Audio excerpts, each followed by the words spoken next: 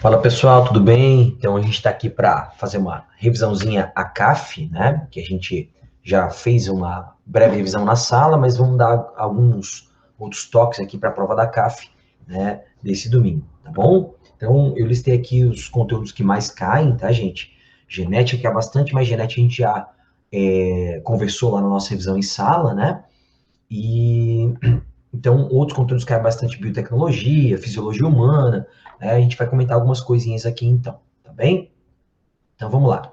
Bom, programa de saúde, parasitologia cai bastante, tá? Então, eu queria começar essa revisãozinha aqui falando, né, da diferença entre pandemia, epidemia e endemia. A gente já comentou sobre isso, mas só para reforçar, né? Uma epidemia é uma doença que acomete uma parcela da população de um local de forma repentina, súbita, geralmente, e depois ela desaparece, né? Tipo, volta ao normal, né? Os doentes se curam, aquela história toda. E uma pandemia é uma epidemia de larga escala, né? Amplamente disseminada, quando pega um continente inteiro, por exemplo. E aí quem vai definir se é pandemia, se é epidemia ainda, se já virou uma pandemia, é a OMS.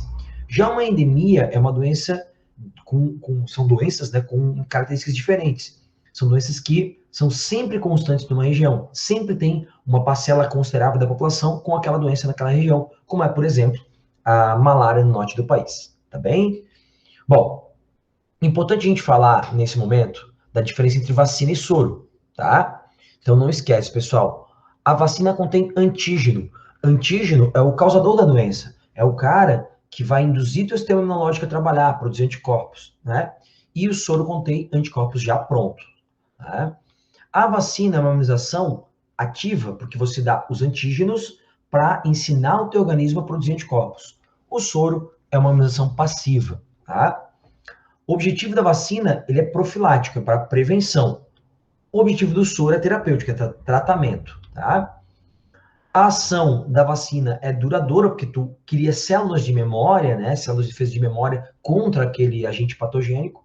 E o soro, ele é passageiro, que você, né, não ensina a pescar, você dá o peixe ali para o teu organismo, né? E aí é um efeito passageiro, uma ação passageira, tá? Pessoal, lembra que a gente tem dois tipos principais de anticorpos, tá?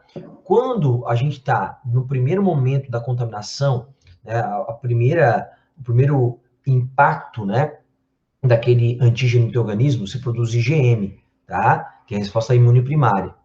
Aí depois do IgM, você cria células de memória que vão produzir anticorpos contra aquele agente patogênico de forma mais rápida.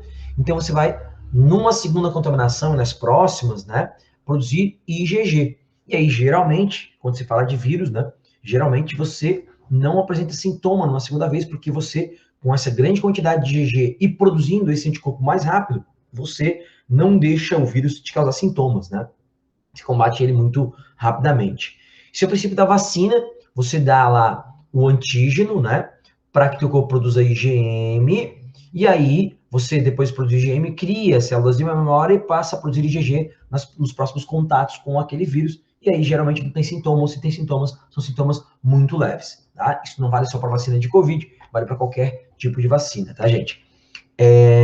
Uma coisa importante é a gente frisar agora a questão de exame também de Covid, né?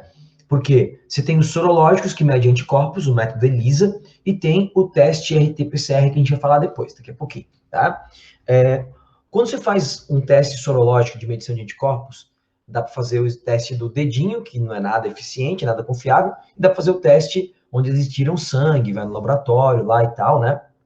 Para fazer essa testagem. Então, se você tem IgM, quer dizer que você está com o vírus. Mesmo que você não tenha sintoma, né? Você está com o vírus ou, no mínimo, você acabou de se curar, né, dessa virose, tá? Se tem IgM. Se tem IgG, você já teve contato com o vírus, já teve a doença, ou talvez não teve sintoma, mas teve contato com o vírus, mas já não está mais com o vírus ativo no teu organismo. Na verdade, pode acontecer de você ter uma grande carga de IgM, uma pequena carga de IgG. Então, quer dizer que você ainda está com o vírus começando a criar IgG. Mas, se tem só IgG e não tem mais IgM, quer dizer que você já passou por essa infecção viral, tá? Galera, as vacinas contra a Covid, tá? A gente tem alguns mecanismos diferentes de ação da vacina.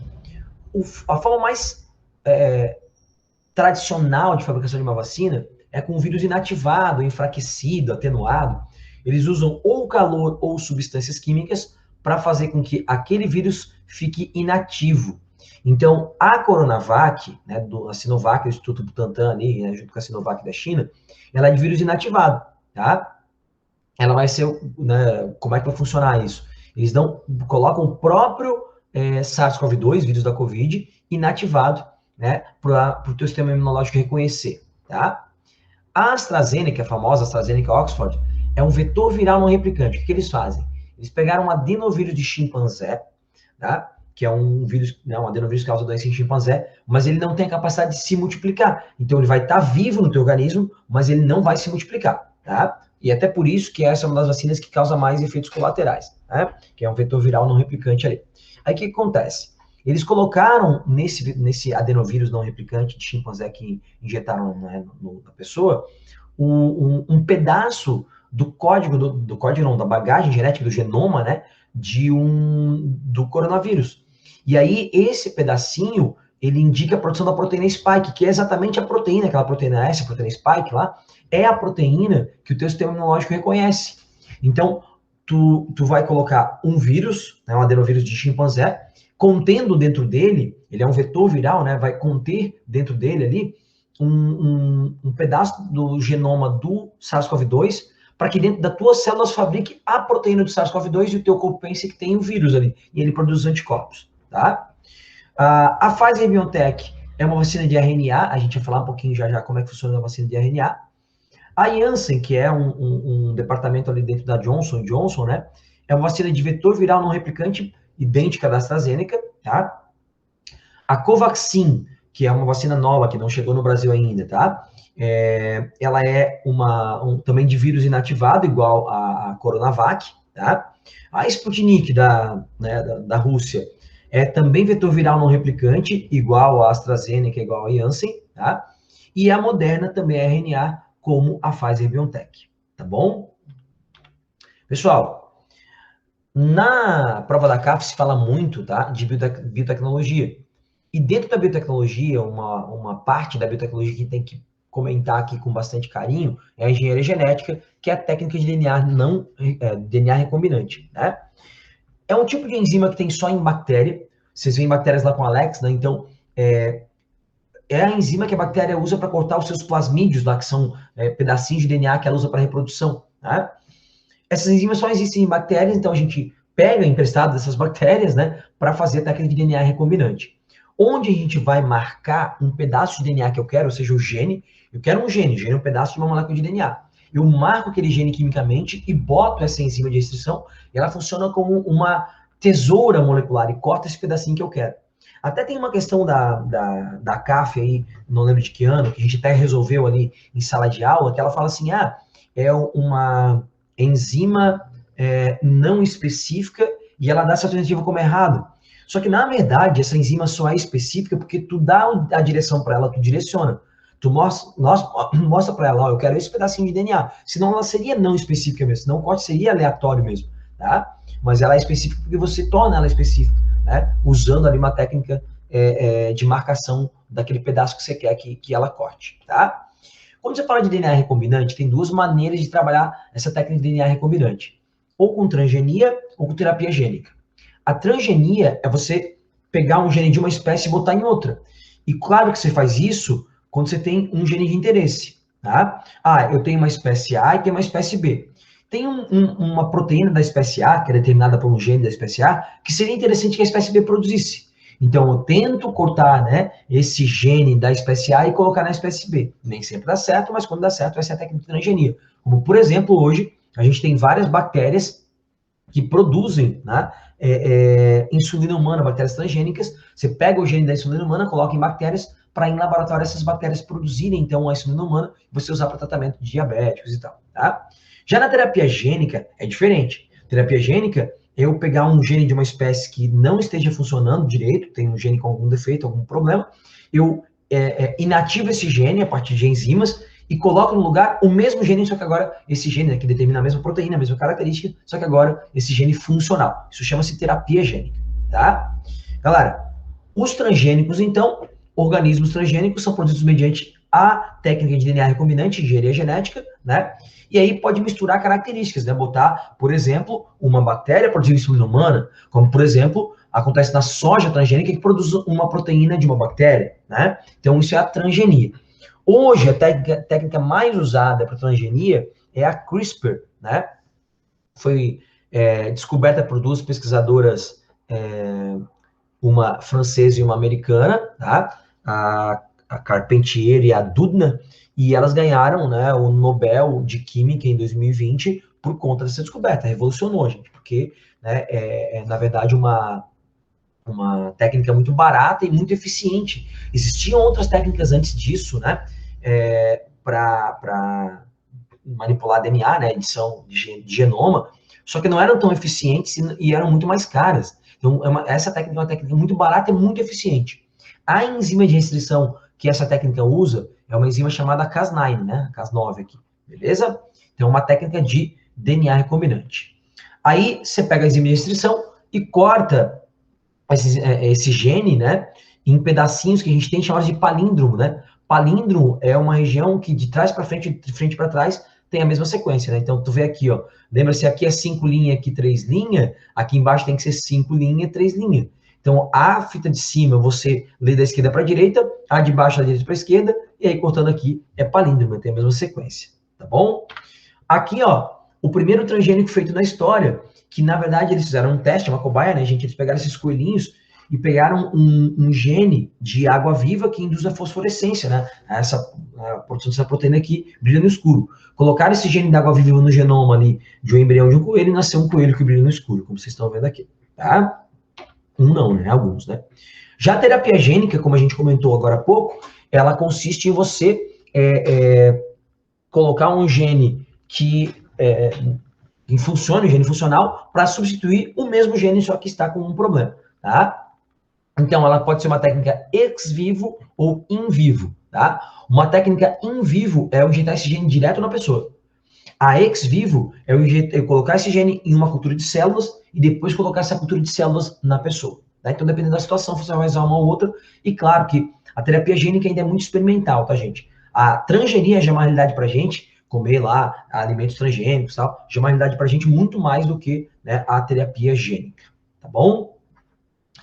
Galera, dentro dessa história de biotecnologia, a gente precisa se ligar nas vacinas de DNA e de RNA, que é uma técnica nova, porque a gente viu que geralmente vacina, ou tu pega um vírus inativado, né, e coloca esse vírus no teu organismo, ou então, o que se fazia muito antigamente com outras vacinas, é tu pegar só uma partícula viral, vou pegar lá uma proteína do vírus e vou colocar dentro do vírus que eu quero tratar, né, quero evitar, quero fazer a profilaxia ali, a prevenção, e eu pego um outro vírus que não seja um parasita humano e coloco um pedacinho do vírus, né, que o teu sistema imunológico vai reconhecer como se fosse o vírus, mas é só um pedaço dele, e tu coloca num outro vírus que não é parasita humano e injeta esse outro vírus no organismo, isso seria uma vacina. Hoje em dia, a gente tem a técnica, gente, com vacina de DNA, se é um vírus de DNA, que não é o caso do SARS-CoV-2, por exemplo, mas é o caso dos vírus da hepatite, tá? Você vai pegar um pedaço lá do DNA viral, do genoma viral, que induz uma proteína que o sistema imunológico vai reconhecer, coloca, né, você pega um plasmídio bacteriano, coloca esse gene do vírus, tá, nesse plasmídio e faz, então, né, coloca esse plasmídio dentro do teu organismo, o teu organismo vai incorporar aquele gene viral e vai produzir a proteína viral. É isso, a tua célula produz a proteína do vírus. Só que ela produzindo a proteína do vírus, o teu sistema imunológico já reconhece como se fosse o vírus e já produz os anticorpos para combater, tá? Então, DNA é uma coisa muito, muito estável comparada a RNA, comparada a outras estruturas, então não precisa de refrigeração e tal, é bem uma vacina bem promissora para vírus de DNA, né, gente? Já como o SARS-CoV-2 é um vírus de RNA, existe a vacina de RNA, primeira vez que foi criada na história, nunca teve, tá, gente? A Moderna e a Pfizer são pioneiras nesse tipo de vacina, tá? Então, o RNA viral, um pedaço do RNA viral, né, aquele pedaço que vai induzir a produção da proteína spike, colocado na célula para a produção do antígeno. Aí a tua célula vai produzir, né, a proteína spike, que é a proteína que é reconhecida pelo sistema imunológico. Hoje, as vacinas da Moderna e da Pfizer BioNTech são vacinas de RNA, tá bem? Aí tem a vacina de vetor viral, isso aqui, ó, é o exemplo, gente, da vacina da AstraZeneca, tá? Fiocruz ali, Oxford, da AstraZeneca, Fiocruz, né? Eles pegam um vírus incapaz de se replicar, um adenovírus de chimpanzé, no caso, botam o gene, né, um pedacinho do genoma do SARS-CoV-2 que induz a produção da proteína spike, que é a proteína que o sistema imunológico reconhece, colocam esse gene dentro, tá, do genoma do adenovírus e injetam esse adenovírus em você. Aí esse adenovírus vai colocar este gene nas tuas células e as tuas células vão passar a produzir a proteína spike e aí, né, o teu sistema imunológico vai reconhecer como se fosse o coronavírus inteiro que estivesse ali. Aí você vai ficar imunizado, tá? Bom, a gente falou antes de teste, né, de COVID. Além do teste sorológico que mede anticorpos, um outro teste que é feito, gente, é o famoso RT-PCR, que é aquele lá do suavezinho, né, o cotonetezinho lá no nariz. O que você vai fazer com esse teste? Você vai pegar com o suave células da mucosa, né, vai botar essas células em laboratório, dar uma multiplicadinha nelas, aumenta um pouquinho, e aí você vai conseguir ter, né, uma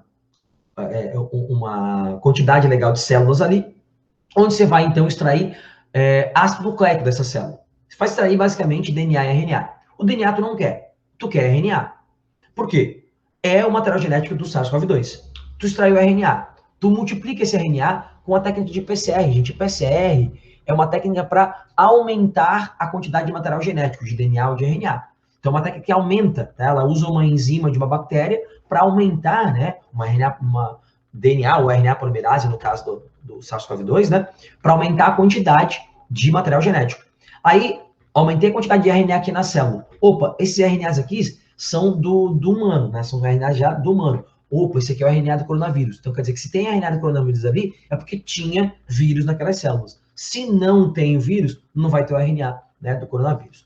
E aí, claro, então você aumenta a quantidade de RNA e vai analisar para ver se tem o RNA do vírus ali ou não, para saber se você está com o vírus ou não, tá? Beleza? Bom, falamos em DNA e RNA, vamos lembrar das propriedades do DNA. Não confunde que a autoduplicação, gente, é quando o DNA fabrica um outro DNA. E a transcrição, que é a primeira etapa da síntese proteica, é quando o DNA fabrica um RNA, tá? Então, não confundam, né? Vamos lembrar das propriedades do DNA. Replicação, autoduplicação é quando uma célula quer duplicar seus cromossomos, lá, duplicar seu DNA. Vocês viram lá na intérfase, né? Duplica o DNA na fase S. Então, isso é a transcrição. Uma molécula de DNA dá origem a outras duas moléculas de DNA idênticas a ela.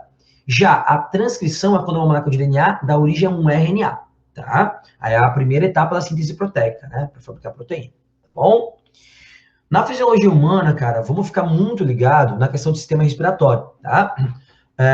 O que está rolando aí, né, com a questão da Covid? Acumula líquido aqui no alvéolo, e se acumula líquido no alvéolo, não entra ar. E os capilares que estão ao redor do alvéolo, eles estão acostumados a captar o quê? A absorver oxigênio dissolvido no ar. Eles não têm capacidade de pegar oxigênio dissolvido na água. Eles não conseguem no líquido. Então, com a inflamação, gera muito líquido, enche os alvéolos pulmonares, e aí, cara, a capacidade respiratória vai diminuindo, né? Pode até levar à morte por, né, insuficiência respiratória, né? Então, vamos tomar bastante cuidado com essa, né, essa questão aqui relacionada ao Covid. A inflamação gera, né, uma grande quantidade de líquido nos alvéolos e impede essas trocas gasosas nos alvéolos, tá? Vamos lembrar sempre daquela sequência aqui do sistema digestório, né? Boca, esôfago, aí estômago, intestino delgado, intestino grosso, né? E aí a gente vai ter as glândulas anexas, vai ter as salivares aqui, vai ter o fígado aqui e o pâncreas aqui, né? Jogando enzimas ali. O fígado não joga enzimas, joga a bile, né? Mas o pâncreas vai ter a injeção ali, vai colocar enzimas, né, para o intestino delgado, tá bom? E aí, gente, eu só deixei um slidezinho branco aqui para a gente esquematizar e relembrar como é que funciona a circulação, tá?